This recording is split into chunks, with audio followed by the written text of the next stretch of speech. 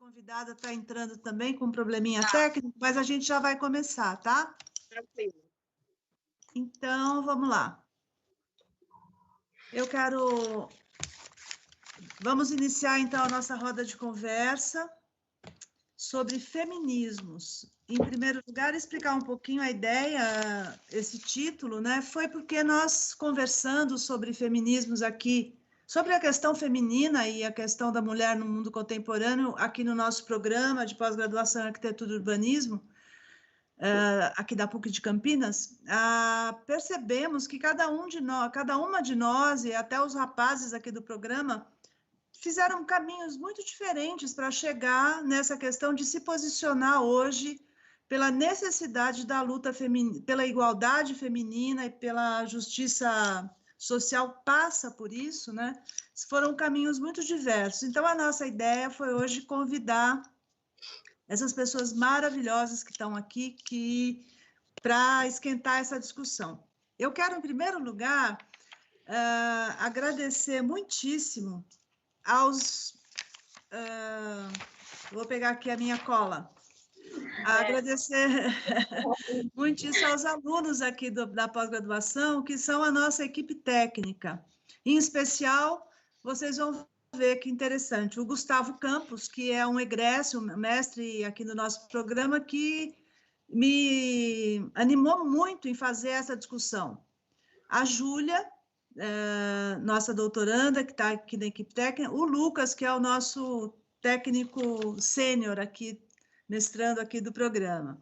Além deles, a gente teve, está tendo aqui ao vivo a participação da Ludmila, do João Jaime, da Juliana, da Kelly, da Áurea, da Adriana, da Bianca, da Maria Flávia, da Thaisa, todos eles nos ajudando aqui a superar o isolamento da pandemia com essa abertura pelo mundo aí da internet.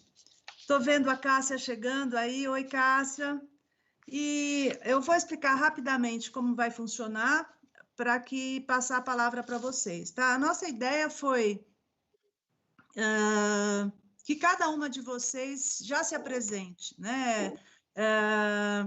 E então eu vou pedir para cada uma de vocês contar quem é você, o que você faz hoje e que caminho que você fez para o feminismo entrar em você, o que você trilhou para chegar aonde você está nessa discussão, né, nessa questão. E depois a gente preparou algumas perguntas para esquentar o debate para cada uma de vocês, mas que são temas tão instigantes que vai ser feita uma pergunta a uma das convidadas e certamente todas as outras vão poder comentar, discutir, debater. E a gente tem a Juliana, está nos acompanhando pelo YouTube, e aí, se houver perguntas, comentários, a gente vai passando para vocês, tá bom? Então, vamos lá. Eu vou começar pela Liana, pedindo para que você coloque, então, quem é você, o que você faz hoje, que caminho o feminismo te fez trilhar até aqui.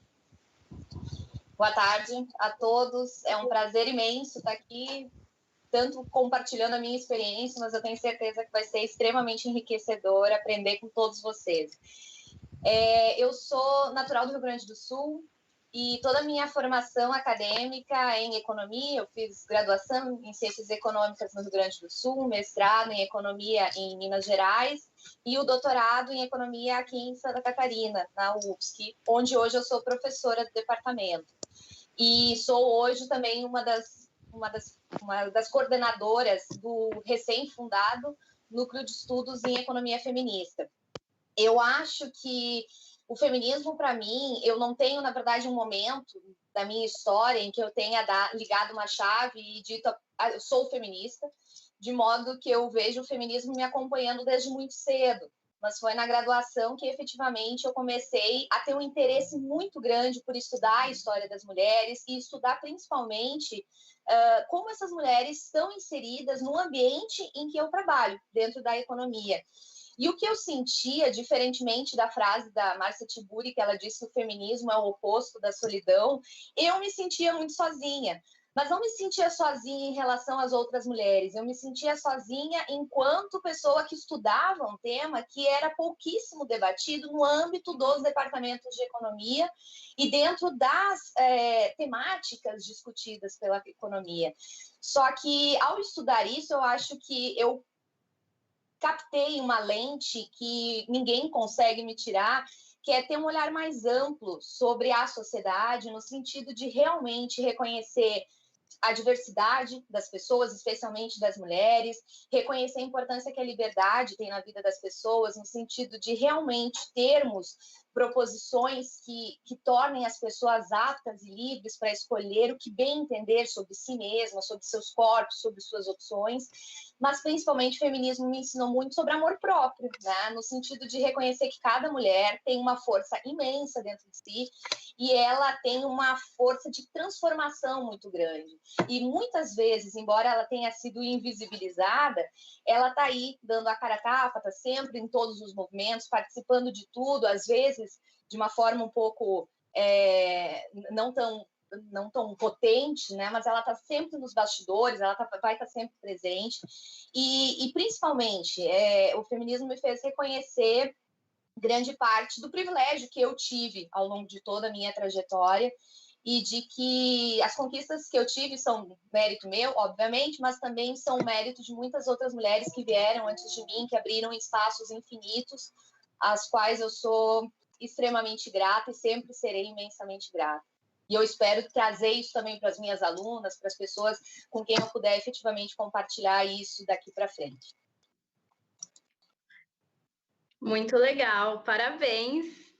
Nossa, eu achei muito interessante o que você falou, né, sobre liberdade da mulher, né, porque a mulher ela descobriu há pouco tempo que ela é livre mesmo, né, que ela também pode sair, que ela também pode fazer o que faz ela feliz, né, porque o homem, ele tem aquela coisa de, não, porque eu preciso ver meus amigos, eu preciso disso, então, assim, a mulher, ela descobriu agora. E, gente, eu vou falar uma coisa, a mulher, ela sempre foi livre, né? Ainda existe hoje em dia a mulher que se priva da liberdade. Mas como, igual você falou assim, está sendo um excesso de informação para todo mundo, para todas as mulheres. Então, ao mesmo tempo, a gente fica, vamos supor, mesmo que a gente estude esse assunto, a gente fica ainda, né, um pouquinho perdida sobre essa nova informação que está chegando, né? E o que mais está acontecendo hoje em dia, gente, é também esse conflito entre o homem e a mulher, né? Tem também isso, porque assim, o homem ele tá com medo de elogiar uma mulher, né? A mulher, tipo, ela tá assim, não, porque é tal coisa, é assim, é assado. Então, assim, o homem ele fica um pouco receioso, porque é tudo uma nova informação, é uma nova era, né? E o que me fez também abrir os leques do feminismo, né, para mim, foi de ter passado por muito relacionamento abusivo. Então, eu pensava em tal coisa, só que eu não enxergava por causa do ambiente que eu vivia, né? A zona de conforto, o comodismo, muitas vezes impede as pessoas de enxergarem novos ares, impede as pessoas de ver a vida como ela é. E eu achei bem interessante a sua história. Conta para nós um pouquinho a sua trajetória, Isabela. Bom, eu sou de Dracena, no interior do estado de São Paulo, né? Comecei como Miss Dracena, desfilei em vários concursos de beleza, fui para Miss São Paulo, me formei em publicidade em Presidente Prudente, morei lá 9 anos e agora eu vim para São Paulo, nessa cidade de pedra. E eu estou, assim, inserida nessa questão do feminismo por conta também de muitas coisas que eu passei na minha vida em relação aos concursos de beleza, a rivalidade feminina, que também existe, né? E pelos relacionamentos abusivos que eu passei. Então, chegou um momento que eu falei assim, se eu não tiver um amor próprio em primeiro lugar, eu vou ficar no fundo do poço. Então, chegou no momento que a gente meio que se sente na obrigação, né, de olhar para nós, para si mesmo, se autoconhecer, porque eu acho que, primeiramente, para uma pessoa ser feliz, ela precisa se autoconhecer. Ela precisa ter o espaço dela, a liberdade dela e encontrar o seu próprio eu, né? Legal. Obrigada, Isabela. Tainá, conta aí. Querida, olá, meninas. Muito feliz de estar aqui nessa bancada virtual, né? Eu, na verdade, tenho um encontro com feminismo, com os feminismos vários, né? Entendo que a gente tem múltiplas facetas desse feminismo para trabalhar e entender, mas eu me encontro com o feminismo de rua, o ativismo feminista, em 2013.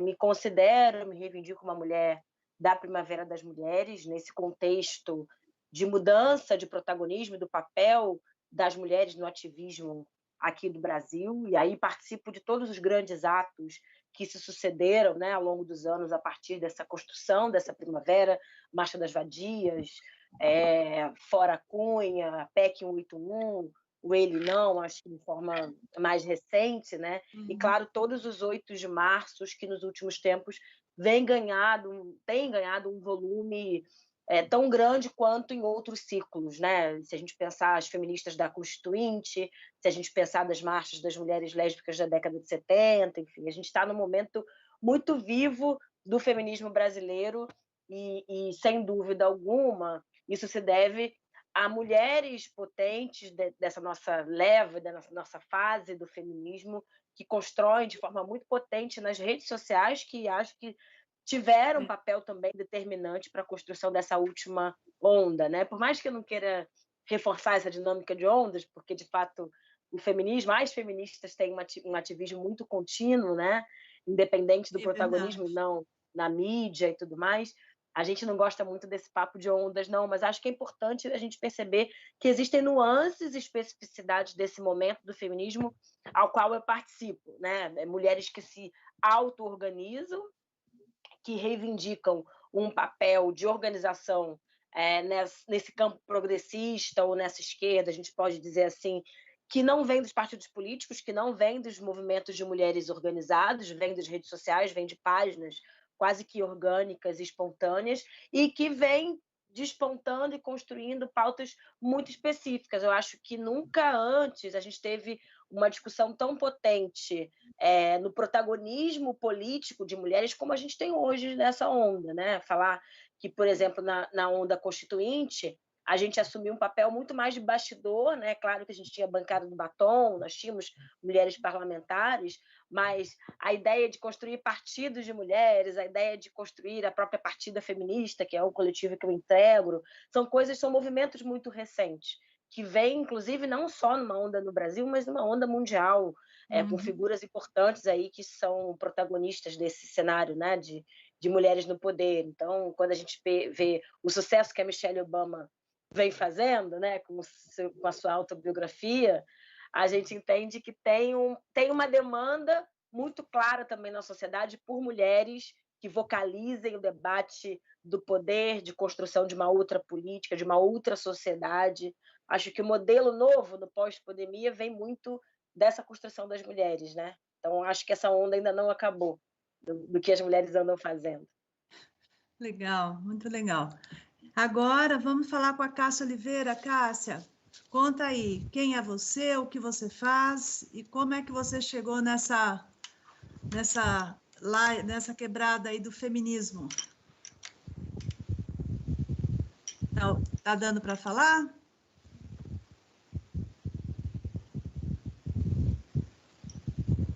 Eu acho que a Cássia ainda está com probleminha de som. Puxa vida!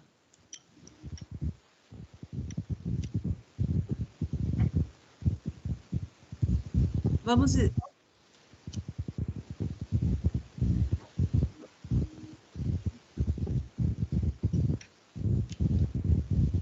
Cássia, vamos testando e a gente continua, então, a nossa conversa e daqui a pouquinho você entra de novo. Quer tentar sair e entrar novamente? Então tá.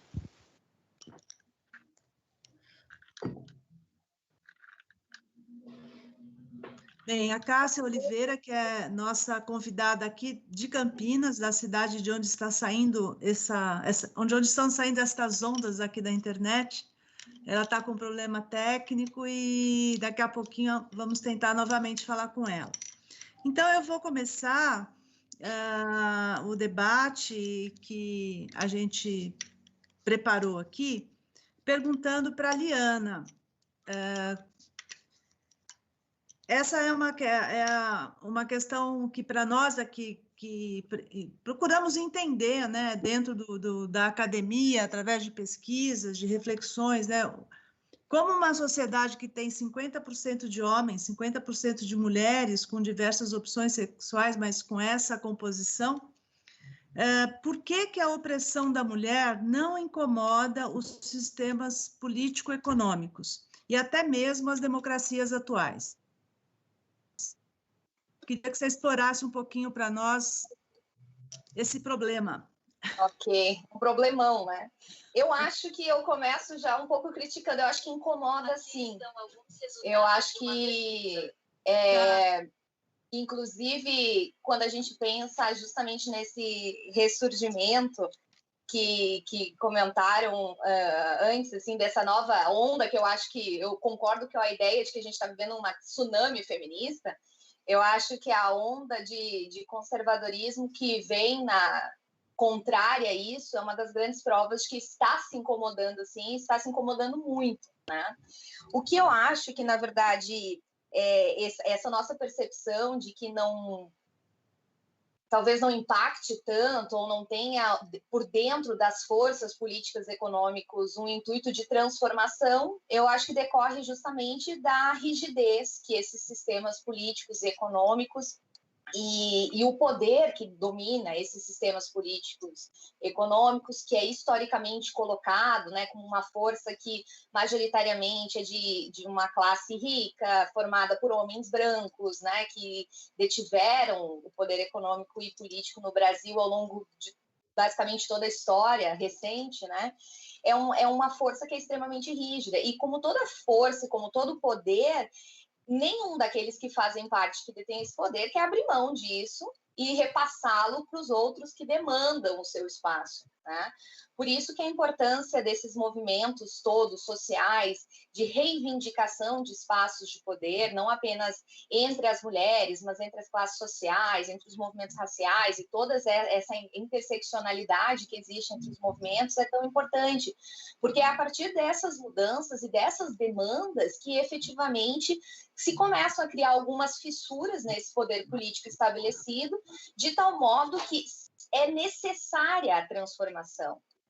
Eu acredito que essa transformação ela vem acontecendo, mas ela acontece de forma marginal, né? Se a gente compara, por exemplo, as condições de uma mulher no final do século XIX com as condições que a mulher tem hoje, a gente está falando de mulheres que antes eram escravizadas, hoje as mulheres negras estão numa posição inferior, continuam, permanecem.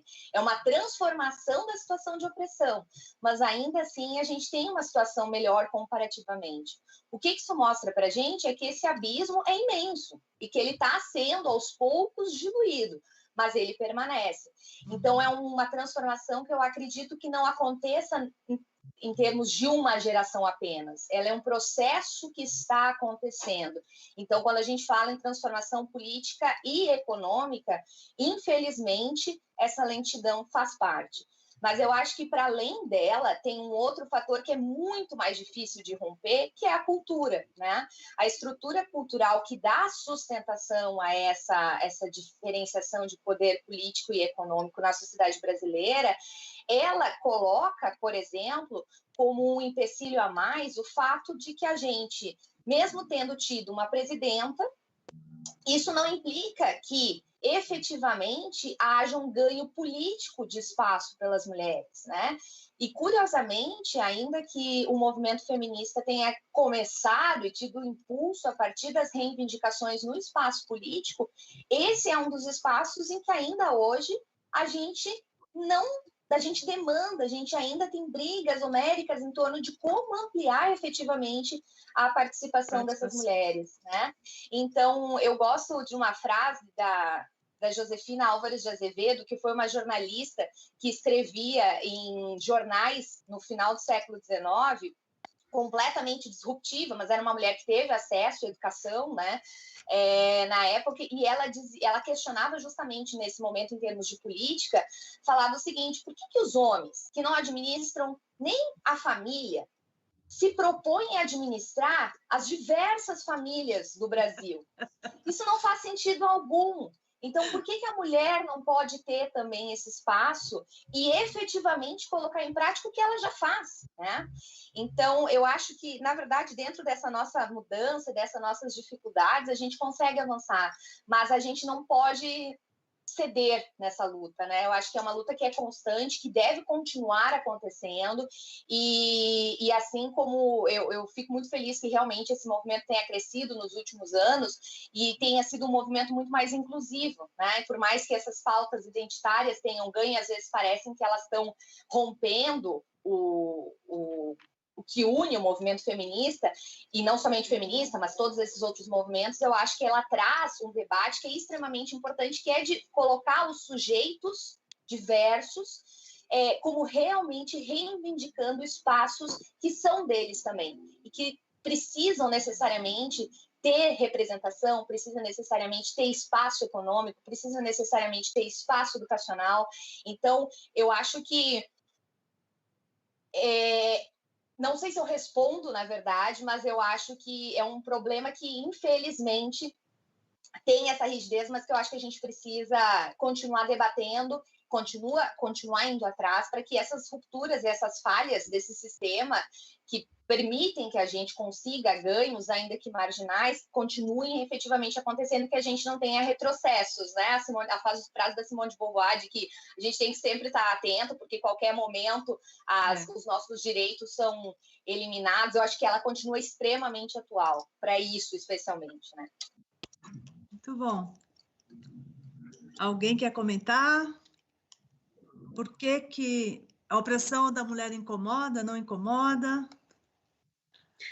Realmente incomoda muito, porque, por exemplo, eu vivo, minha vida é pública, né? Às vezes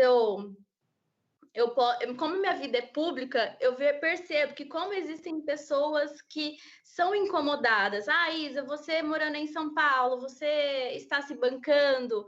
Ah, Isa, como que tá? Você está trabalhando muito? Então, assim, existem muitas preocupações que as pessoas vê ao ver uma mulher, né, se dando bem, vamos supor assim, sendo bem remunerada, né, no mercado de trabalho. Então, ainda que a mulher, ela ganha muito menos que o homem. Se você parar para pensar, o homem, quando ele vai arranjar trabalho e atrás de trabalho, ele ganha muito, muito mais facilmente que a mulher. Então, por mais que a mulher está conquistando a liberdade dela, por mais que a mulher esteja conquistando o espaço dela no âmbito de trabalho, na educação, enfim, ainda existem muitas diferenças, né? Ainda tem, igual a... Esqueci o nome da... igual ela falou, né? Sim, Yane, igual você falou, existem muitas coisas ainda para ser desconstruída, existem muitas situações ainda para serem debatidas, porque ainda existem pessoas que querem voltar atrás, porque é muito mais difícil a gente nos adaptar ao novo mundo. É muito mais fácil a gente ficar na zona de conforto, de falar assim, nossa, essa minha vida tá ótimo assim, esse meu ganho também tá ótimo, então eu vou ficar assim. Então, quando as pessoas se deparam com um mundo novo, com uma forma de trabalho nova, hoje a gente vê aí a internet, como é muito fácil você ganhar o dinheiro através da internet. E eu vejo que ainda existem pessoas que têm uma dificuldade em entender, né, esse mundo virtual, porque, querendo ou não, está sendo muito novo para todos nós, né? E eu acho que nós, mulheres, principalmente nós que somos representadas por esse novo mundo, a gente tem que debater em cima disso. A gente tem que chegar, tem que falar, a gente tem que soltar a nossa voz como a gente está fazendo, né? Porque as pessoas só vão acreditar quando elas vê que aquilo lá está dando certo. E a crítica, infelizmente, a crítica existe para pessoas que, como é que fala, que tem um medo desse novo mundo, né? As pessoas, é aquele negócio, a pessoa enxerga, só que ela fica assim, nossa, mas será? Nossa, não, mas é muito mais fácil criticar e ficar na zona de conforto do que você progredir na vida e ser muito mais bem remunerada, né? Legal. Bem, esse assunto, né, que certamente a gente vai voltar, né, a questão dessas diferenças de salário e tal, a base dessa discussão, né, que é essa questão de que o trabalho do cuidado da casa, do marido, dos filhos, da reprodução, né, é um trabalho não reconhecido. E então é muito confortável, né, para o sistema econômico que a gente trabalhe, faça um monte de coisas para que o sistema possa funcionar, né? E esse não reconhecimento que a gente percebe, social, né? Ele é essa armadilha que vocês comentaram, né? Que a sociedade vê o problema, mas incomoda mais mudar, né? É mais incômodo mudar. Né? Mas vamos lá. Eu estou preocupada com a Cássia, né? Que pena que ela não pôde voltar. Vamos ver se ela consegue voltar. É uma pessoa ótima, que vocês iam adorar tê-la aqui junto. Mas vamos lá. Tainá, uma pergunta para você. A gente vê, né, que a Liana e a Isabela já até colocaram, né, que a representação política da mulher é ínfima no Congresso. A gente deu uma olhada, acho que 11% das cadeiras do Congresso somente mulheres, e nós somos 53% ou 54% da população. É assustador, né, você ver isso. E a gente sabe que, além disso, né, você tem uma parte dessa representação, é uma representação que pode-se dizer feminina, mas não necessariamente feminista, porque tem algumas representantes que são conservadoras, mais machistas que muitos homens, né? Se a gente pode usar esse termo assim. Então, eu pergunto para você, Tainá, você e as mulheres estão preparadas para as eleições municipais? Laura, Cássia entrou. Opa! Bem-vinda novamente. Obrigada, gente. Eu ainda não tenho essas modernidades ainda. Imagina. Laura, deixa eu... Tem uma criança aí do lado, maravilhosa. Está todo feliz que ele está completando 9 anos hoje. Opa, parabéns! Parabéns! O apoio técnico da Cássia, o filhinho dela. Vai ter live, todo mundo vai cantar parabéns para mim. Muito bem, obrigada. Faremos isso sim, vai chegar a hora, legal. Cássia, a gente está perguntando para a Tainá se nós, as mulheres e ela, estamos preparadas para as eleições municipais, que daqui a pouco vão ocorrer, né, em todos os municípios do Brasil. E, na sequência, você vai fazer sua apresentação, tá bom? Vai lá, Tainá. Claro. Laura, é uma pergunta muito difícil, porque, na verdade, e no duro, no frio da resposta, infelizmente a resposta é não. E a gente precisa estabelecer isso da seguinte forma. Que a gente precisa admitir que a nossa forma de democracia e a nossa forma de representação política é extremamente excludente com mulheres, com negros, com mulheres negras, com representantes de setores que não fazem parte dessa elite oligárquica brasileira. e essa elite oligárquica brasileira, ela está sintetizada na figura dos tradicionais homens brancos, héteros, normativos de meia-idade, que são donos dos meios de comunicação, do poderio econômico, do clássico QI, do que indica, das redes que estão construídas e consolidadas, que as mulheres não acessam. Então, se a gente fala que... Tem uma música aí que já desliguei, era o meu telefone. Alguém tocou aqui para mim, desculpem. Imagina, Lara. Se a gente parte do pressuposto de que essa política de representação ela tem um período eleitoral super curto, onde a estratégia básica é quem tem mais dinheiro acessa mais gente, ou até compra o voto, a gente está dizendo que as mulheres já saem muito atrás nessa lógica, porque as mulheres não têm nem dinheiro para tirar do bolso e bancar essa campanha, e tem dificuldade de acessar pela via política esse fundo partidário, que é um outro debate que a gente precisa pensar, que mesmo a gente tendo avançado muito na legislação com o fundo partidário específico para as mulheres, a gente sabe que a realidade dos partidos é a existência de mulheres laranja. Acho que o escândalo da família Bolsonaro sobre as rachadinhas e sobre os laranjais coloca um holofote de como é difícil fazer política nesse país que está muito corrompido e drenado por uma prática que, para além de corrupta, é extremamente misógina com as mulheres. É muito difícil fazer política no Brasil a partir das mulheres e principalmente das mulheres pretas.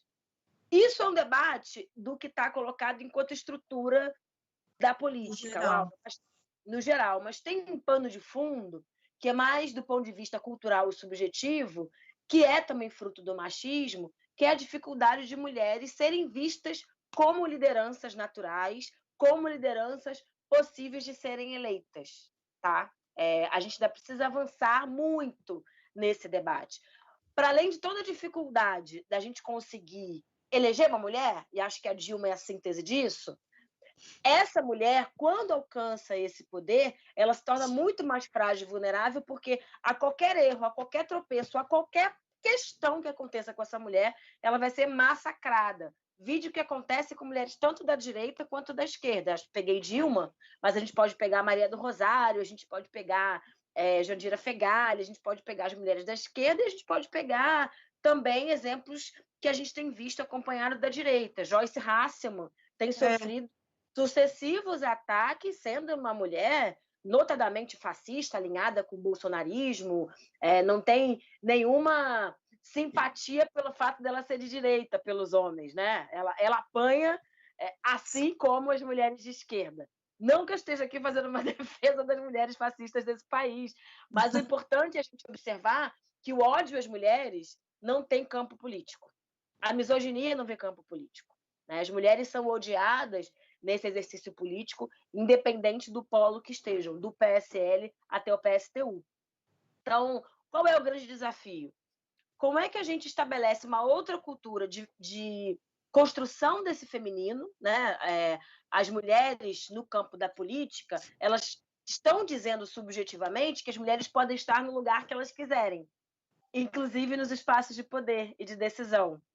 Então, como é que a gente sai, né? Tira o extremo, a mulher que está sofrendo violência doméstica, que apanha, que sofre violência do marido ou do seu familiar, e dá esse giro, né, para o outro extremo, da gente ter uma mulher que também é parlamentar, que pode definir o orçamento público, que pode fazer uma legislação que muda a vida de homens e mulheres. Então, o Brasil vê isso com maus olhos, ele tem muita dificuldade de colocar mulheres nos espaços de poder, porque ele não quer dar poder às mulheres. Pelo contrário, acho que o que a gente viu nos últimos anos é um acirramento da violência contra a mulher, porque existe mesmo o que a gente chama de backlash no feminismo, né? Que é o retorno da sociedade para esse avanço que as mulheres conquistam.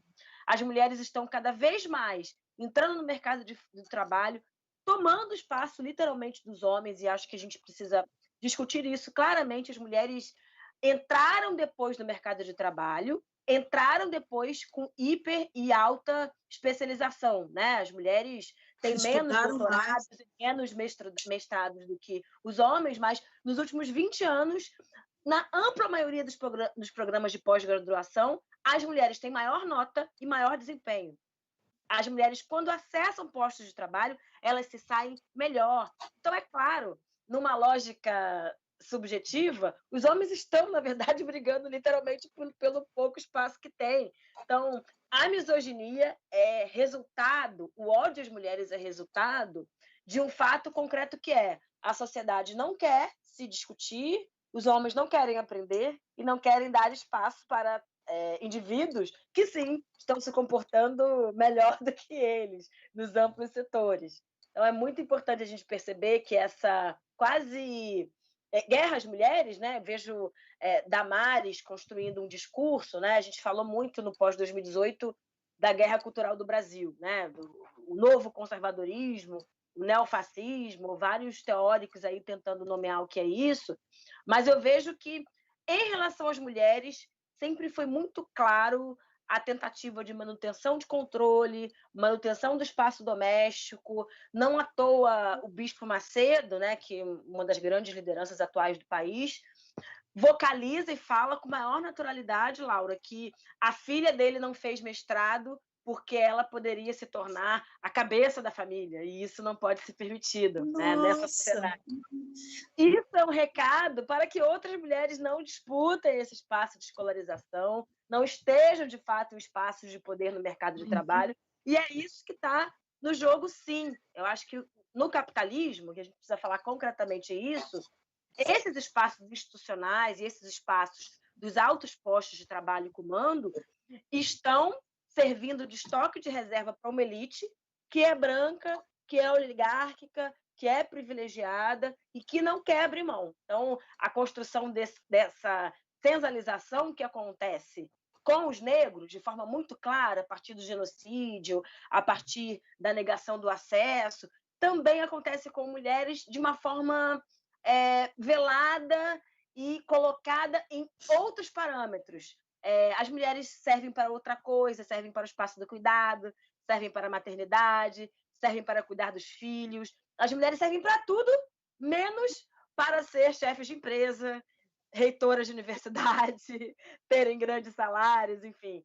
Eu acho que a gente precisa entender esses mecanismos que a nossa sociedade capitalista coloca para subalternizar e diminuir mulheres, né, em todos os setores, historicamente. Muito bom. Vamos lá, esquentando o debate. Vou pedir para a Cássia se apresentar. Cássia, a gente queria saber quem é você, o que você faz hoje e como que você chegou nessa militância aí de uma mulher que atua com o feminismo na vida cotidiana. Diga lá.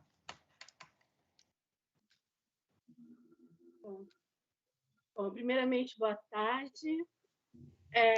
Gostaria de pedir desculpas, né? Mas os meus aparelhos, eu tenho problema de BIOS, né? Que é uma vez que estou operando o sistema aqui. Então, mais uma vez, meu nome é Cássia Oliveira. Eu nasci e cresci em Campinas, na região leste, uma região de ocupações aqui. Eu nasci na beira do Ribeirão em Umas e cresci e me formei. Hoje eu estou formada pela faculdade, pela FACAMP, em Ciências Sociais, e trabalho com a minha comunidade. Eu tenho um privilégio de que eu fui formada no feminismo dentro da minha comunidade. E a comunidade sempre foi formada por grandes mulheres, né? Desde a sua ocupação, desde a sua ocupação de espaço, a gente cresceu vendo as nossas mães capinando os terrenos e medindo os terrenos de construção das nossas casas. Nós crescemos vendo nossas mães nos protegendo de um tráfico que matava no final dos anos 90 e 90 seus filhos, e que hoje, para elas, o grande privilégio é nos ter em faculdade, nos ter vivos, né? Eu posso dizer com certeza para vocês que Na minha faixa etária, na minha comunidade, somos muito poucos. Os meus amigos, quando eu falo, ou são muito mais velhos que eu, ou são muito mais novos, porque da minha geração foi praticamente dizimada no final dos anos, meados de 95, 2000, a nossa geração foi dizimada pelas drogas. E a gente não tem muitos jovens da minha idade na minha comunidade. Uhum. Eu cresci vendo essas mulheres tendo que defender teus filhos, né? Eu fui criada numa comunidade matriarcal, onde o patriarcado onde os pais saíam para trabalhar, para prover o sustento, e a mulher ficava na comunidade para trazer para a gente os benefícios, como energia elétrica, como asfalto, como rede de esgoto. Eu me lembro das mulheres saindo da nossa região e caminhando a pé até a prefeitura e fazendo grandes movimentos lá. E minha mãe comigo no colo, eu pequena, né? Um pouco mais nova que meu filho. Então, eu cresci tendo essa força de mulheres. Não dava para trilhar outro caminho se não fosse feminismo. Apesar de, fora dessa bolha que a gente foi criada, a gente sentir um machismo muito forte, né? Porque você tem mulheres muito fortes na comunidade, aí você tenta entrar em movimentos e alguma coisa, e quando vê uma mulher muito forte, eles tentam te podar de toda maneira. Porque o machismo, ele age assim, né? Porque se você consegue um cargo de liderança, foi porque você dormiu com o chefe, ou você dormiu com o dono da empresa, não porque você tem capacidade de estar ali, né? Você tem que sempre estar provando que você é melhor. Isso porque eu sou da comunidade carente, que eu saí de uma comunidade carente e entrei em alguns meios, que as pessoas olham e dizem, por que está ali, né? Alguma coisa aconteceu. Porque o machismo, ele tenta te podar de todas as maneiras. E dentro da minha comunidade eu não sentia isso, eu sinto fora dela. É muito louco, né? Que quando eu saio de fora da minha bolinha, é que eu sinto um machismo mesmo cruel, assim, que esmaga, né? E eu não tinha outro caminho. O feminismo era o caminho. E é isso. Muito bom. Para a gente sobreviver hoje na nossa sociedade, o feminismo ele tem que ser um dever nosso, sabe, de defender, né? A gente vê em 2013 uma grande massa de mulheres indo para a rua e defendendo algumas coisas. Aí depois em 2018 veio o Ele Não, né? Que a gente ainda conseguiu fazer um segundo turno, ir para o segundo turno muito por conta do Ele Não, que a gente lutou ali também. Senão a gente teria uma derrota esmagadora, assim. E ali o feminismo ele vem se construindo, e a maneira que o capitalismo tem nos cercear mesmo, é nos calar. Porque uma voz como a minha, de uma mulher negra, mãe solo, de uma comunidade carente, que consegue mover as estruturas de onde ela está inserida, é um perigo para o capitalismo, né? Porque a gente faz com que dê voz a outras mulheres que estão na nossa comunidade, que estão ao nosso redor, e essa roda gira, né? Uhum. E ele tem que nos calar de todos.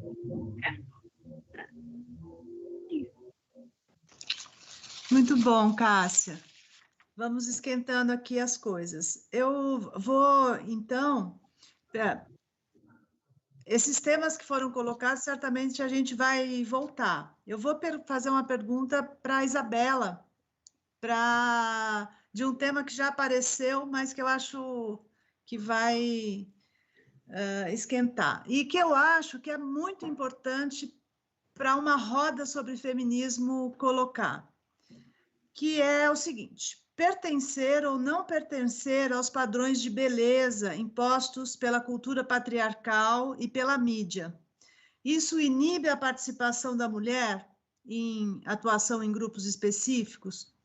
Como que você vê esse tema Eu quero até comentar, porque é um tema que eu, que sou professora de faculdade de arquitetura, onde a grande maioria, né, dos alunos hoje é mulher, é muito impressionante como essa questão dos padrões de beleza impostos estão presentes a toda, né, a toda hora no cotidiano, né?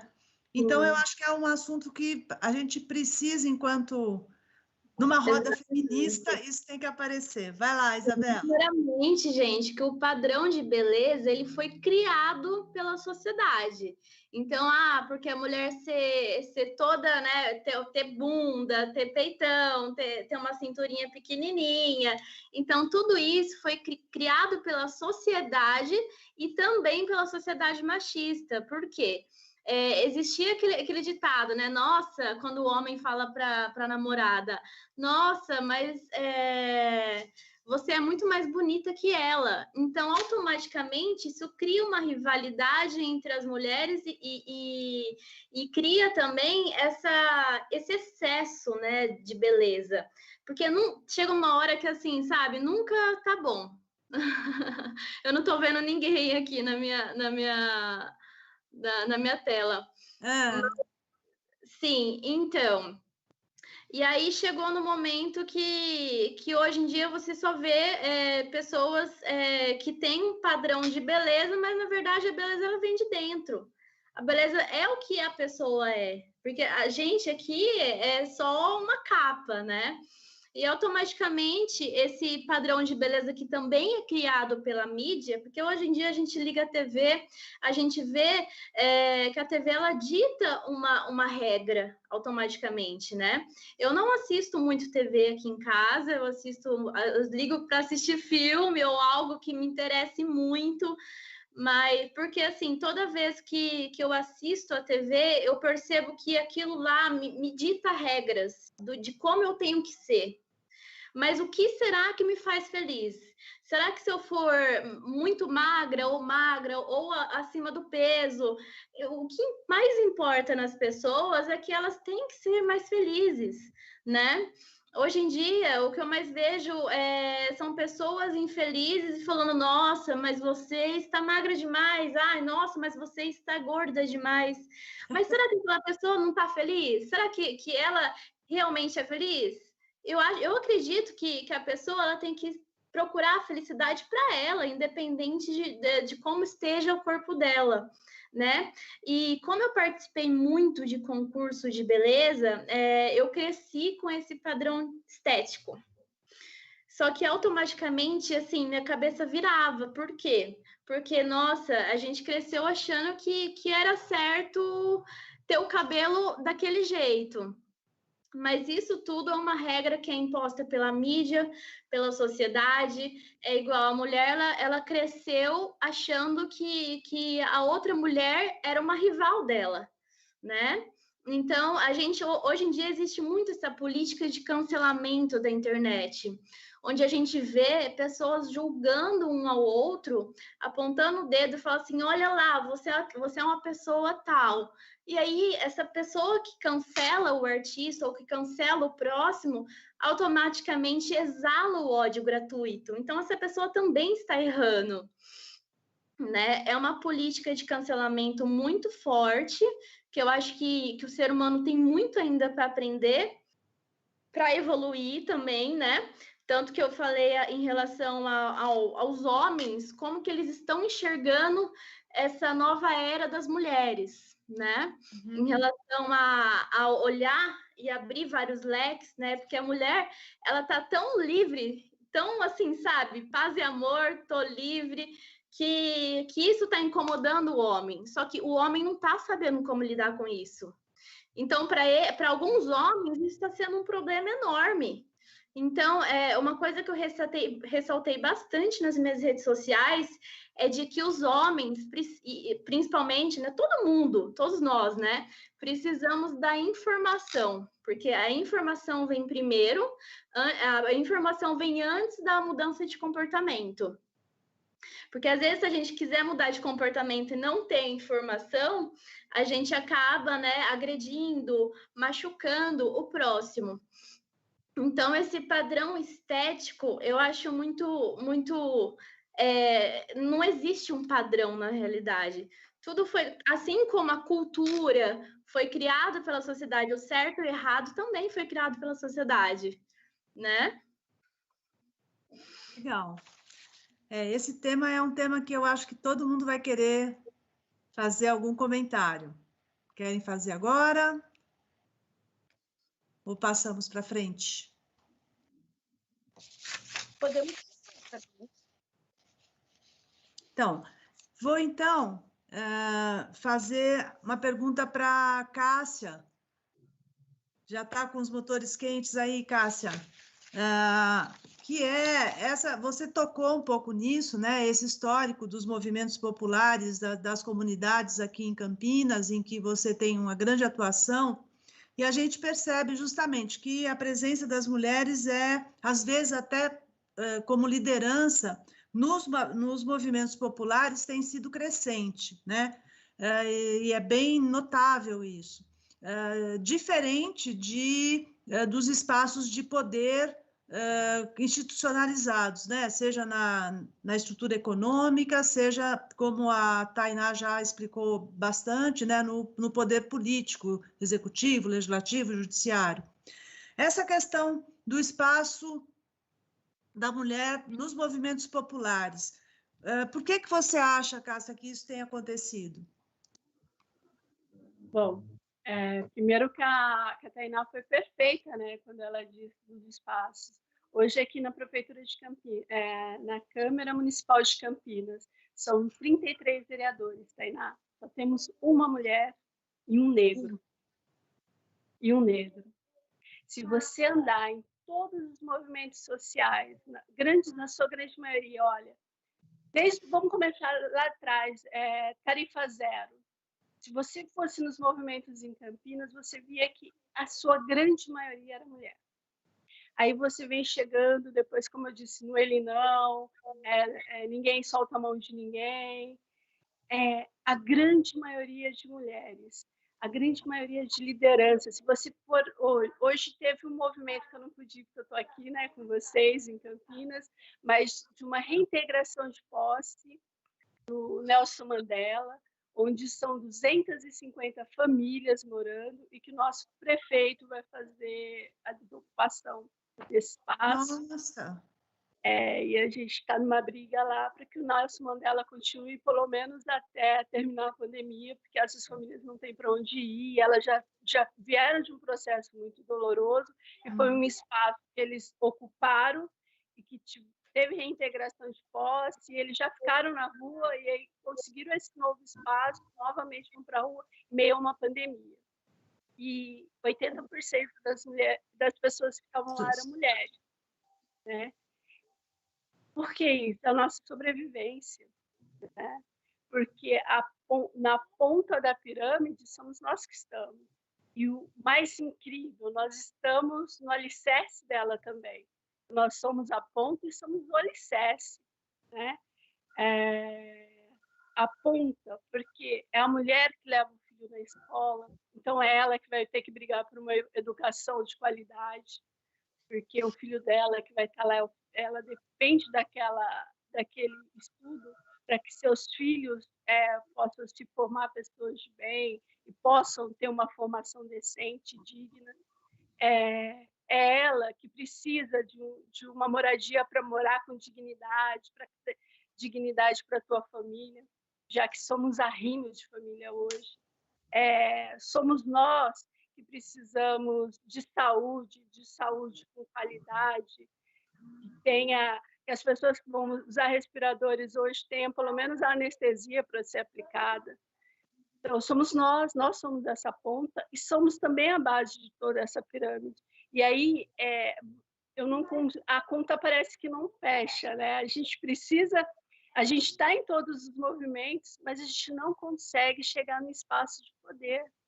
Porque aonde que esse elo que se quebra que a gente não consegue alcançar, né?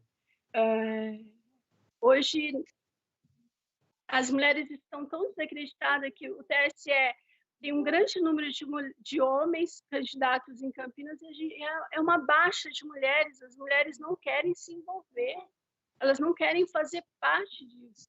Como mudar isso? Por que não queremos fazer parte? Porque não nos cabe. Né? A maioria das mulheres hoje dentro de um partido político, em sua grande maioria, são usadas como laranja. Eu descobri esses dias, lendo uma reportagem, que eu fico tão feliz quando fala assim, um homem prefeito e uma mulher vice, que legal, vai ter uma mulher pelo menos uma mulher no cargo. Eles usam isso. Isso é usado para que venha dinheiro para a campanha dele. Quer dizer, até nisso nós somos usados. Né? A gente está lá como figura decorativa mesmo, porque o dinheiro dos 30% que tem que ir para uma candidatura mulher, que vai ser usado na candidatura de um homem. Então, você vê só como mudar isso? A gente precisa mudar essa roda. Né? E, então, respondendo para vocês, nós, mulheres negras ou não, estamos, sim, disputando os movimentos sociais, porque lá nos cabe, lá temos voz, e é para sobrevivência. A gente precisa sobreviver em um país digno, em um país que tem espaço para todas, em um país onde a minha cor não é melhor do que essa ou aquela, porque somos todos iguais. Como a Isabela, eu também participei muito com os cursos de beleza em Campinas, já fui Miss Campinas. Olha que legal. Legal, muito legal. Eu deixei de seguir carreira, porque a minha carreira é cuidar desse povo, é dar voz a quem não tem, sabe? É cuidar deles, estar com eles. E por isso que eu desisti da minha carreira, porque... Eu também, eu deixei de lado minha carreira de Miss, porque é muito complicado. Pesado, né? Oi? Um espaço muito pesado para nós mulheres também, né? É uma pressão enorme que a sociedade faz em cima da pessoa que representa, né? Uma representação enorme. E aí, se você não está no padrão que eles querem, né, existe uma crítica muito grande, além da rivalidade feminina, das meninas que estão dispostas a fazer coisas horríveis, né, para prejudicar a suposta concorrente, né? Porque eu não vejo as pessoas como concorrente na minha vida. Eu gosto muito de ajudar todas as pessoas, eu sou muito da vibe, assim, sabe? De fazer o bem que vai me retornar o bem, sabe? E, infelizmente, eu sou uma pessoa que eu sofro muito, sempre sofri com inveja, com gente querendo me prejudicar. Para você ter uma ideia, Isabelle, eu fui conhecer meu cabelo, meus cachinhos, com 35 anos de idade. Gente, eu acho lindo. Desde 6 anos, eu passava...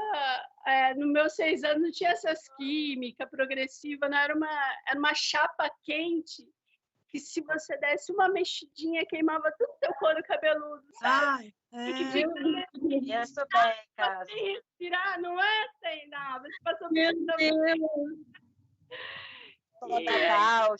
Estamos com muitas violências. E nós temos que... Passava bem, né? Porque eu não sou uma negra retinta, né? Então, com o cabelo meio que liso e meio dourado, que é a cor dele também, estou descobrindo isso agora, eu me disfarçava bem, né? A sociedade me aceitava melhor. E eu acreditava naquilo, né? Que para mim era uma prisão imensa até. Mas você vê, hoje, muitas morenas aqui em São Paulo, nossa, eu vejo cada menina com cabelo cacheado, assim, sabe? Igual o seu. E, nossa, eu acho muito lindo mesmo. Você vê, assim, as meninas são modelos, capas de revista, você olha no Instagram, elas estão super, né, aceitaram muito bem esse cabelo. Uhum. Mas foi uma luta bem grande, viu? Para que nós pudéssemos aceitar. Eu imagino. Meus apelidinhos de infância na comunidade era ótimo, era urso, né? e pé de chorão, porque a gente molha ele, ele fica pingando o dia inteiro. Tinha mais...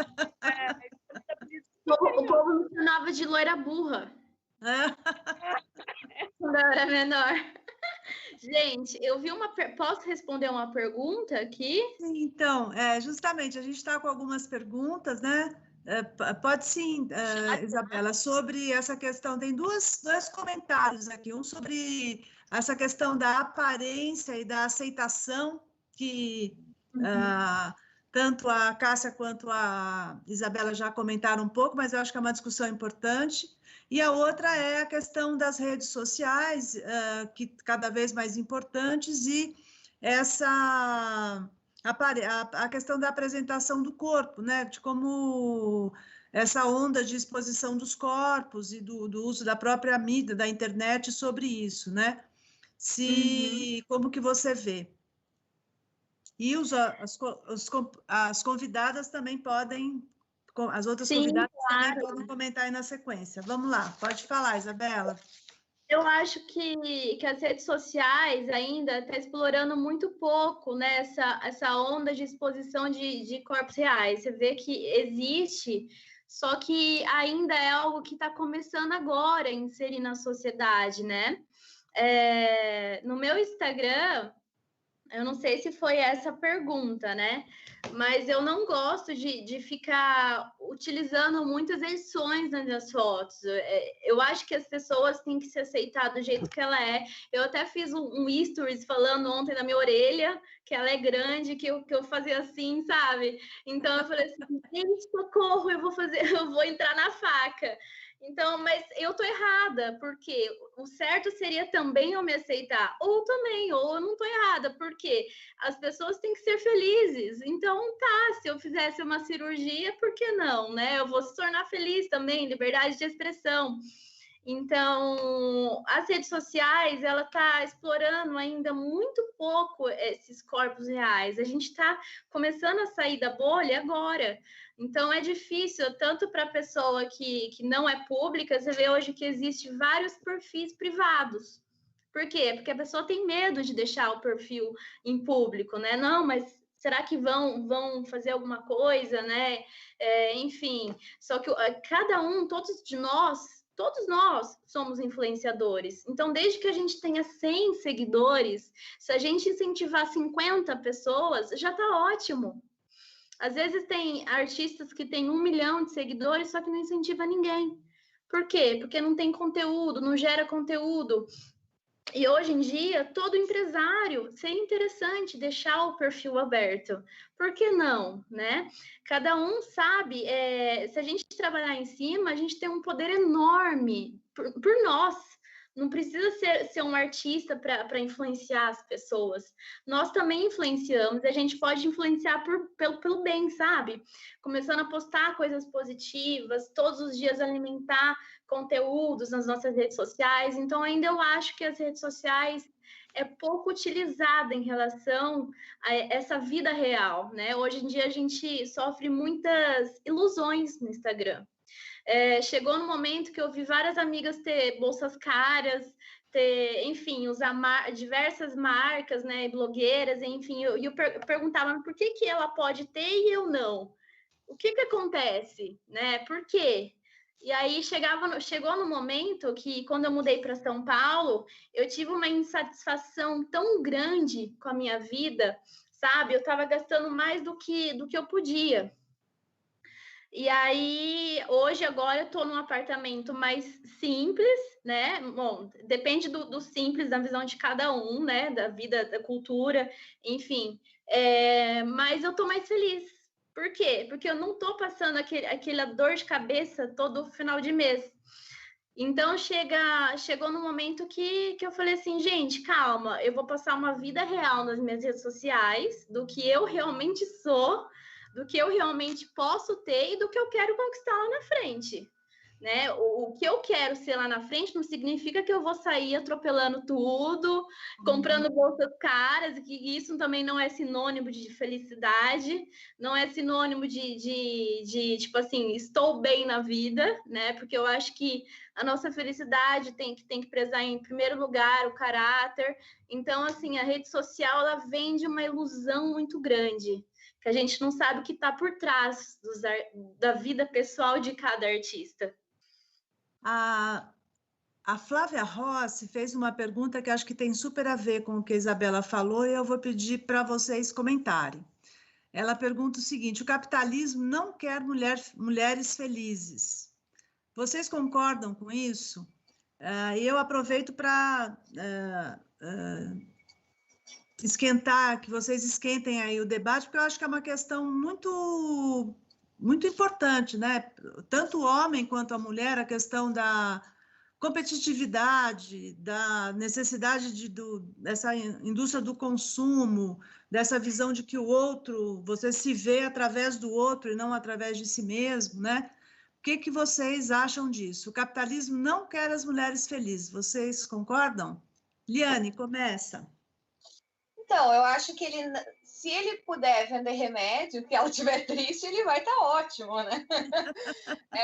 Na verdade, eu acho que nesse âmbito do capitalismo, essa existência de padrões inalcançáveis de beleza e de um olhar que a mulher tenha que ter, que necessariamente vislumbre uma coisa que é inatingível, né? Haja vista a Barbie, que foi a nossa referência e que se comprovou posteriormente, se uma mulher tivesse o formato da Barbie, ela não conseguiria ficar em pé, porque as pernas têm um tamanho muito maior que o corpo, o torso dela, né? É mesmo? É mesmo, fizeram pesquisa sobre isso, vejam só. Ele coloca isso, na verdade, esse padrão como um amplo mercado de consumo, né? Você criam-se produtos, criam-se fórmulas milagrosas, né? Criam-se uma série de mercado, enfim, que não leva, de fato, a mulher a atingir o seu próprio bem-estar ou a busca pelo bem-estar consigo mesma, mas a necessidade de adequação a esse padrão, né? Nesse sentido, eu vou um pouquinho para a pergunta da Maria Flávia, que ela diz que ela tem visto essa onda de exposição de corpos que seriam considerados mais reais. Eu acho que eu estou na mesma bolha dela, porque eu também vejo isso.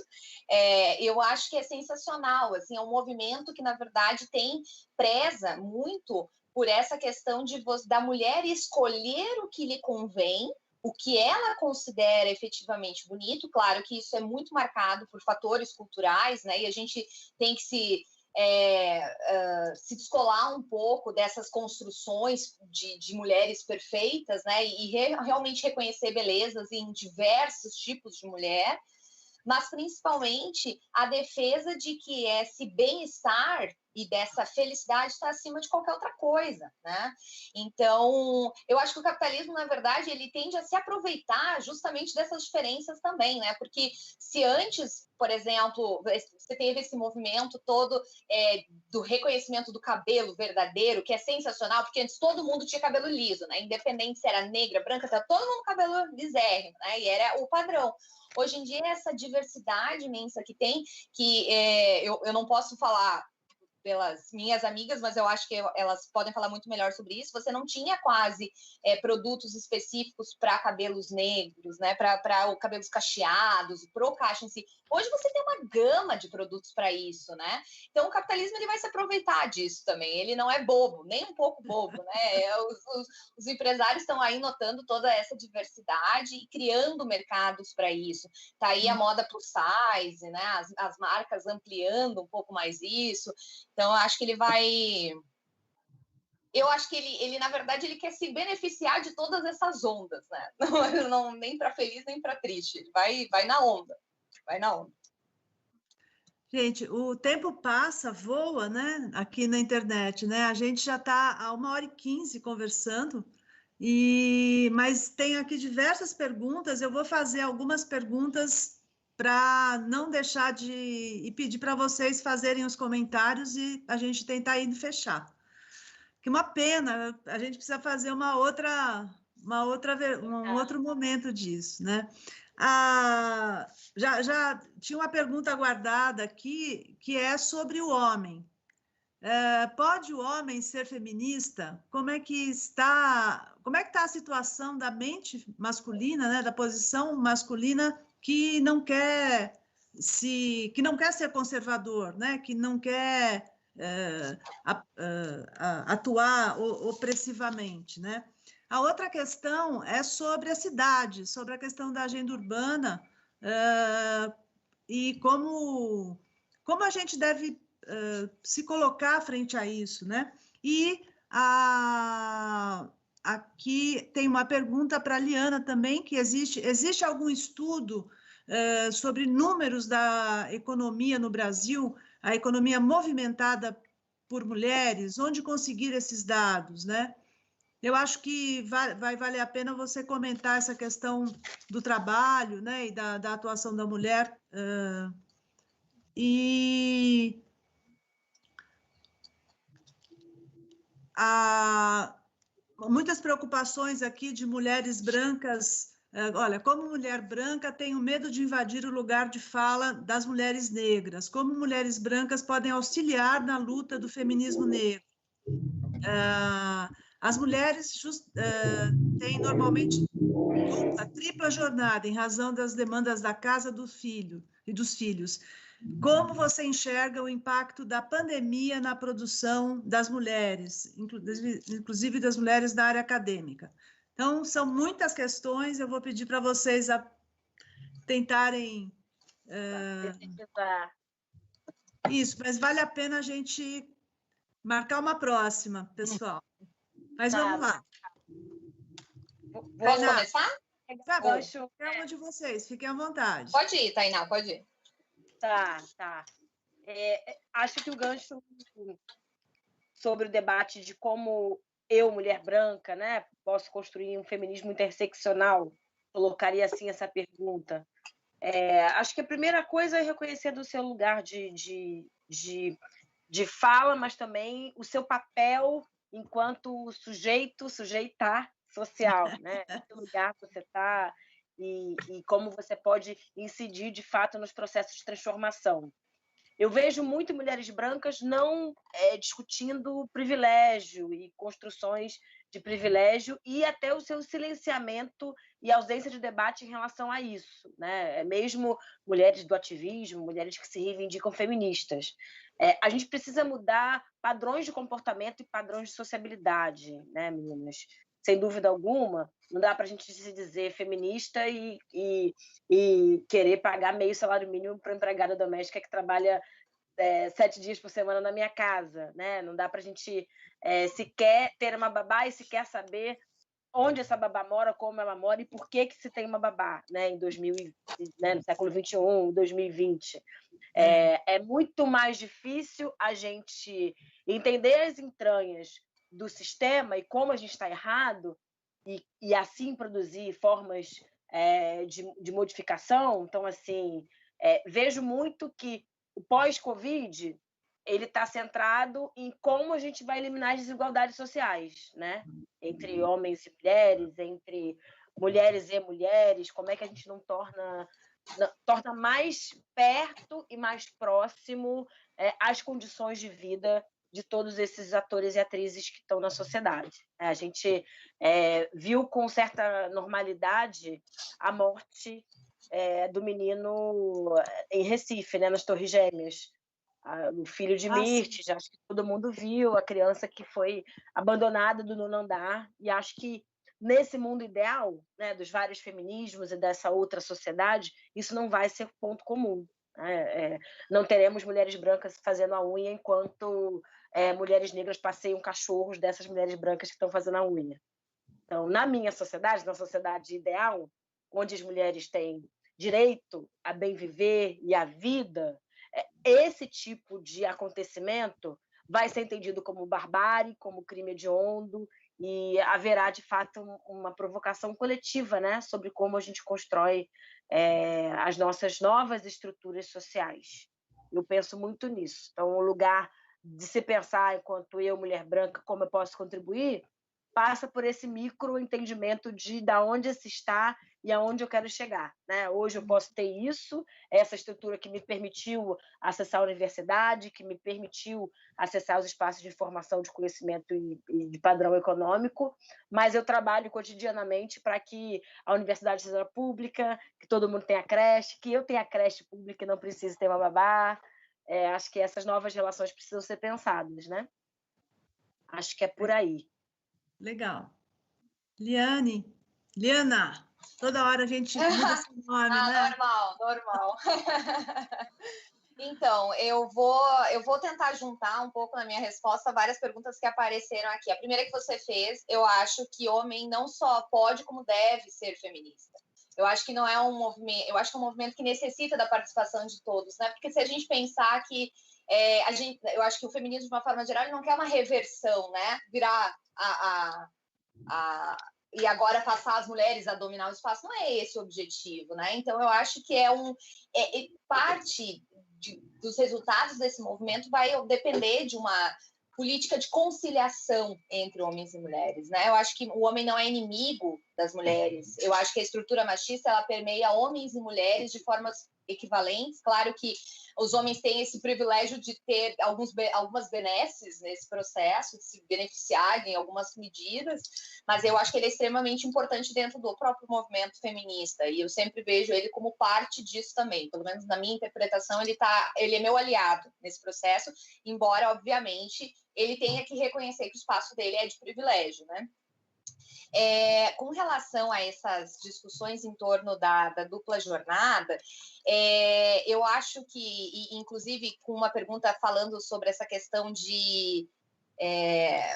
deixa eu achar aqui, de estudo sobre números e tal, é específico com relação ao movimento. Eu não sei em que sentido a Ana está fazendo essa pergunta, mas tem um estudo que foi feito, já tem um tempinho, por uma professora da UF, que é uma super referência em economia feminista, e ela, com outros pesquisadores, estimou que se a gente valorasse o que as mulheres fazem enquanto atividade de cuidado dentro das casas, isso representaria em torno de 12% do PIB do Brasil.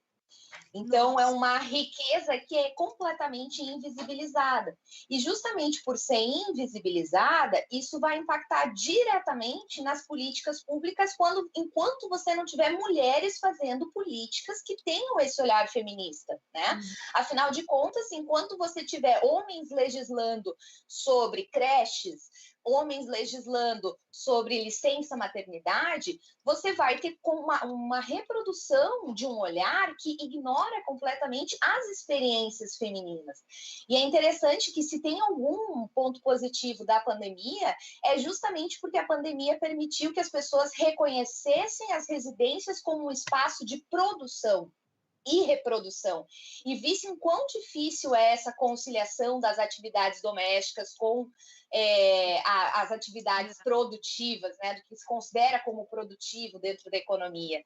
Quando a gente fala, por exemplo, dessa ideia da produção acadêmica, saiu agora um estudo feito por algumas pesquisadoras da URGS, com articulação com uma agência internacional, não me recordo exatamente qual, que elas avaliaram justamente como a produção foi impactada, né, a produção dessas acadêmicas. E o que se observou é que as mulheres brancas, que são mães, tiveram uma redução, mas o principal impacto vai se dar sobre as mulheres negras. Então, as mulheres negras vão ser as que menos vão ter menos produção científica ao longo desse período. Isso não tem efeitos somente agora, isso tem efeitos de longo prazo, né? Porque a gente pensa que, embora a carreira acadêmica ela seja relativamente homogênea, no sentido de criar oportunidades iguais para homens e mulheres, dentro da academia isso é muito diferente. Você tem concessão de bolsas de pesquisa, que é muito diferente. Então, conforme vai crescendo o nível de publicação, o espaço ocupado pelas mulheres vai decrescendo, elas vão ter impacto significativo sobre o período, por exemplo, que elas saem da academia para ter um filho, então elas vão ter aquele espaço sem publicação, e isso vai permear depois as possibilidades dela. Quer dizer, a gente tem um olhar e uma necessidade de perceber como realmente dá essa articulação entre o que as mulheres fazem e que é visto pela sociedade e tudo aquilo que elas fazem e é completamente invisibilizado. Até por isso, e para encerrar minha fala, eu vou só pontuar, não é minha área, né, mas eu gosto de ler sobre essa questão da estrutura das cidades, do urbanismo. Eu acho que essa questão de você trazer o feminismo para a política é extremamente importante, porque, por exemplo, as mulheres nunca foram reconhecidas como cidadãs do espaço público, tanto que as mulheres da rua são as prostitutas, né? Essa coisa de que a mulher tem que ocupar o espaço privado. E é interessante que, na verdade, são essas mulheres que mais andam por essa cidade. Andam por quê? Porque elas têm que sair de casa, têm que deixar o filho no colégio, depois elas vão para o trabalho, voltam, passam no mercado e voltam para casa. E isso é extremamente importante para pensar um contexto urbano, para definir onde deve ficar creches, para definir um sistema de transporte que não impacte negativamente sobre as mulheres, porque se elas têm que pagar tarifas para cada trecho que elas andam, elas vão ter, em média, gastos com transporte público muito superiores que aqueles que são realizados pelos homens. E são elas que vão levar os filhos, então elas têm um gasto com o filho, além disso, né? Então, pensar essa estrutura e pensar como uma cidade que não seja antifeminista ou que seja neutra com relação ao gênero se faz cada vez mais premente. E isso é importantíssimo para discutir no âmbito, eu trago já para o meu, da economia, mas principalmente no âmbito da arquitetura e do urbanismo, né? Muito bom. Obrigada, Eliane. Quem quer falar? Isabela? Quer comentar?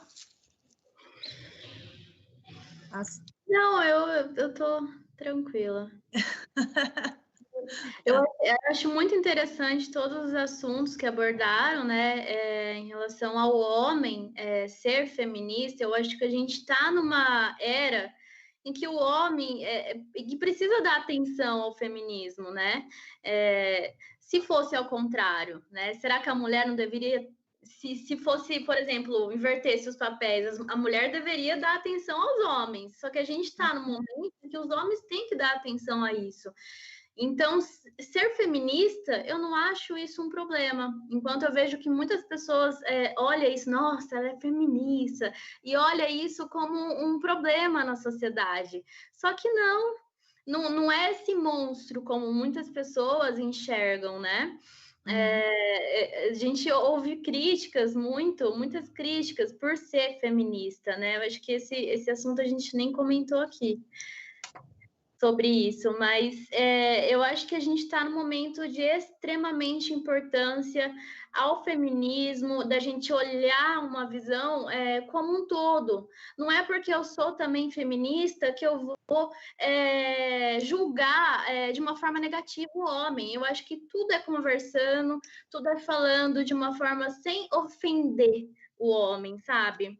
Em contrapartida de toda essa conversa que a gente está tendo, eu acho interessante o ser humano ter uma visão como um todo, ter empatia com o próximo, não só olhar o feminismo ou o machismo e ser um divisor de águas entre o homem e a mulher, né? Eu acho que os dois têm que se juntar, têm que se ajudar, e tanto quanto o preconceito que ainda existe na sociedade, né, a distinção que as pessoas fazem uma com a outra, eu acho que a gente tem que dar muita atenção às coisas boas, a tratar o próximo bem, sabe? Desejar o bem para as pessoas. E que a gente tentar mudar o mundo, assim, sabe? De uma forma positiva, de uma forma gostosa, de uma forma que os outros não vão enxergar isso como uma maneira negativa. Porque o que eu vejo mais hoje em dia, a gente tem que transformar essa palavra feminismo em algo natural para a sociedade. Eu vejo que muitas pessoas enxergam o feminismo e pensa de uma forma negativa. Então, hoje em dia, eu vejo que a gente tem que usar a internet para lutar a favor dessa palavra e fazer as pessoas pensarem que o feminismo pode abranger diversos temas. Muito obrigada, Isabela, muito legal. Nada. Cássia, seus comentários? Ela está aí? Está sem som. Oi. Oi. Opa! Então, como mulher branca pode nos ajudar, as mulheres negras, é só se colocar no lugar, né? Não queremos andar juntas, né? Chamamos que fala que companheiro me ajuda que eu não quero andar só, eu sozinha ando bem, mas com você ando melhor. A gente quer andar juntas, né? Eu quero que meu filho tenha a mesma oportunidade que os filhos de outras pessoas. Eu quero que quando ele cresça, ele possa sair na rua, aqui na minha comunidade, e ele não tenha problema com a polícia, que ele possa sair e voltar vivo, entendeu? Que ele possa ter os mesmos direitos que outros filhos. Eu possa ter o direito e que as outras mulheres possam ter o direito de cuidar do teu filho. Da mesma maneira que a Tainá lembrou bem o caso do Miguel e aquilo me machucou profundamente, porque a mãe do Miguel foi levar um cachorro, enquanto a patroa fazia unha e não podia olhar uma criança de 5 anos. Então, assim, eu quero ter o privilégio da Sari de poder cuidar do meu filho da minha casa, de poder ter o mesmo cuidado que ela teve com os filhos dela. Então, assim, eu quero que se coloque no lugar. Hoje, o desemprego foi uma pesquisa feita pela PUC Campinas, e eu falo da minha região, porque eu moro aqui, então as minhas experiências é a minha cidade, mas saiu uma pesquisa essa semana da PUC Campinas que 80% do desemprego na cidade é de mulheres negras, da periferia. Nossa! Não é pouca coisa, sabe? Que impacto, né? Eu quero ter a mesma oportunidade. Eu quero ter o direito ao mesmo espaço, porque a gente não tem. Eu terminei minha faculdade com 38 anos de idade. É porque eu não queria fazer uma faculdade? Não, porque não me foi dada a oportunidade. Porque a primeira oportunidade que eu tive, eu agarrei e fui. Entendeu? É isso. Eu não quero tomar o espaço de ninguém. E eu não quero ser inferior a ninguém. Não quero me taxar inferior ou com mimimi. Não, eu só quero ter as mesmas oportunidades, que não temos, né? Aí, se você fizer a brincadeirinha lá, que todos os artistas agora falam, quantas vezes atravessaram na rua quando você estava andando numa calçada, Tainá, quantas vezes? Né? Quantas vezes não te confundiram no prédio onde você trabalha, Tainá? Quantas vezes não te confundiram com a faxineira? E se espantaram quando viram você numa cadeira de presidente? É isso. Eu quero que a sociedade tenha o mesmo olhar para todos. E nisso, a mulher que não é negra pode nos ajudar. É andando junto, é trazendo junto. O urbanismo traz para a gente das periferias oportunidade, né? Olha, a gente teve um condomínio aqui em Campinas que foi feito numa região periférica, que foi o Bassori, que foi um programa de projeto social de habitação para o Brasil todo, de como não se fazer, porque pegaram gente das regiões, todas as regiões periféricas de Campinas, de áreas de risco, jogaram em um único lugar, sem estrutura nenhuma, já saturando a estrutura que lá existia. Aí levaram as pessoas para lá sem escola, sem centro de saúde, sem transporte público, né? E aí você vai para um lugar achando que vai mudar a tua vida e você vai ter que começar uma luta que você já estava praticando. Só te mudaram de lugar, não se pensaram numa estrutura. Então, quando se fizer um projeto habitacional de urbanismo, pensar nisso também. E nisso, eu acho que os estudantes de arquitetura, a arquitetura tem muito a ver com a gente. Né? de pensar aquele espaço como um todo, de como pode ser utilizado, de transportar. A gente tem um projeto aqui no Ribeirão Aiumas, que é o projeto Aiumas, que foi... A gente ganhou prêmios lá fora porque foi um dos únicos... A gente conseguiu mudar a vida de 600 famílias sem tirar ela do lugar de origem. Verdade. Isso faz uma grande diferença nas nossas vidas, sabe? Porque a gente é como uma árvore, a gente tem raízes. E quando a gente tira uma árvore de um lugar e leva ela para outra, tem que dar suporte, a terra tem que estar boa, né? Tem que ter estrutura lá para que aquela árvore possa crescer e florescer. E quando fazem esses movimentos de nos tirar do nosso lugar de origem, nos deixam lá em qualquer jeito, deixa lá, né? E aí outras lutas, a gente acha assim, ganhei moradia, legal. Minha casa, minha vida, vamos para lá. Chega lá, eu preciso lutar pelo transporte público, e não tem. Aí chega lá, eu vou ter que brigar pelo centro de saúde que não tem, porque a escola não tem. Eu vou ter que brigar por um transporte para levar e trazer meu filho para a escola. Eu vou ter que sair do meu emprego e achar um emprego mais... Eu acho que tem que ser pensado.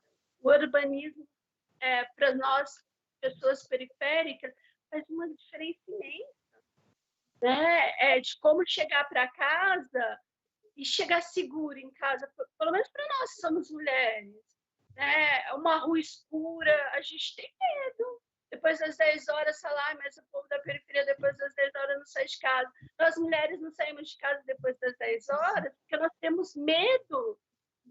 Porque o transporte é longe até chegar na nossa casa, então a gente tem que andar muito, a gente não sabe, que espera na esquina. Espera. Então, assim, nos priva de tanta coisa, O espaço público tem que ser pensado para mulheres como uma forma de utilização, porque nós estamos aí, né? Então é isso, eu acho que temos que andar juntos. Todas as formas, fazer uma mistura só, um caldeirão só, fazer uma fervura e sair disso que a gente está vendo. Eu acredito que depois da pandemia as coisas não vai ter passe de magia. Quem é racista vai continuar sendo racista e vai ser pior. Quem é homofóbico vai ser homofóbico e vai continuar, porque eles já não têm mais medo, eles já não se escondem mais. Antes, na internet, eles até se escondiam. Hoje, essa semana, a mulher fazendo yoga na praia, os caras filmando e fazendo obscenidades com as mulheres fazendo yoga na praia. Quer dizer, eles já não têm mais nem medo de se esconder nas redes. Então, eu acho que só vamos mudar e vamos ser felizes, Isabelle, ter o poder de ser feliz quando a minha luta e a minha dor for a tua dor, e a tua luta e a tua dor for a minha dor também. Né? E para encerrar minha fala, eu queria agradecer a todos vocês que me ajudaram, porque na última vez que eu estive com vocês, eu fiz um apelo, a gente foi muito legal. A gente conseguiu mais de 2 toneladas de alimentos, mais de 100 foram doados. Então, assim, muito obrigada a vocês que têm essa parceria imensa com a gente, a nossa comunidade. Agradece muito a vocês no momento de dificuldade, vocês estavam aqui com a gente, a preocupação da gente. Muito obrigada mesmo a todos que ajudaram e contribuíram com essa ação. Obrigada. Meu nome e da minha comunidade. Maravilha, Cássia. Muito obrigada. Obrigada a todas vocês por esse animado debate que deixou tantas portas abertas. Eu acho que a gente precisaria fazer realmente outra rodada, né? E começamos a falar sobre a cidade e arquitetura e urbanismo, e é um assunto que eu imagino que as pessoas que estão assistindo tinham também muito interesse, né? Porque nós estamos aqui dentro do contexto da Faculdade de Arquitetura e da pós-graduação, mas vamos ter que deixar para a próxima. Eu quero agradecer também muitíssimo a todas vocês e a todos e todas que nos ajudaram na estrutura. E eu quero também perguntar se vocês querem fazer mais alguma colocação, algum comentário, algum recado. E 1000 agradecimentos a vocês. Algum comentário? Eu quero agradecer a todas vocês, né, pelo bate-papo, pela ideologia de cada uma, né, de cada uma apresentar a sua maneira de pensar, a sua forma de, né, porque tudo é condizente ao que a gente vive, né? E agradecer ao Gustavo também, e a você, Laura, também. A todo mundo que está assistindo essa live, um prazer enorme. Legal. Um prazer estar aqui, Laura. Obrigada demais pelo convite. Vou deixar aqui minhas redes sociais, @TainaDePaulaRJ em todas as redes. Falar que eu discuto muito sobre feminismos lá, o debate das mulheres, o debate sobre cidade, que para mim, particularmente, é fundamental e muito caro. E estendo esse convite para a gente estabelecer em outros momentos esse papo, tá bom? Maravilha. Um beijo enorme. Beijo. Quem está aqui Querem abrir a tela para a gente dar um tchau coletivo? Ana. Tchau, gente. Um prazer. Tchau. Obrigada. E até a próxima. Vamos marcar uma próxima. Vamos. O Lucas e a Juliana que tiveram uma paciência imensa comigo. Obrigada. Legal. Beijo. Beijo, tchau. Tchau. Quero ficar alguma coisa também. Eu quero agradecer e dar um tchau em nome da PUC. Até. Tchau.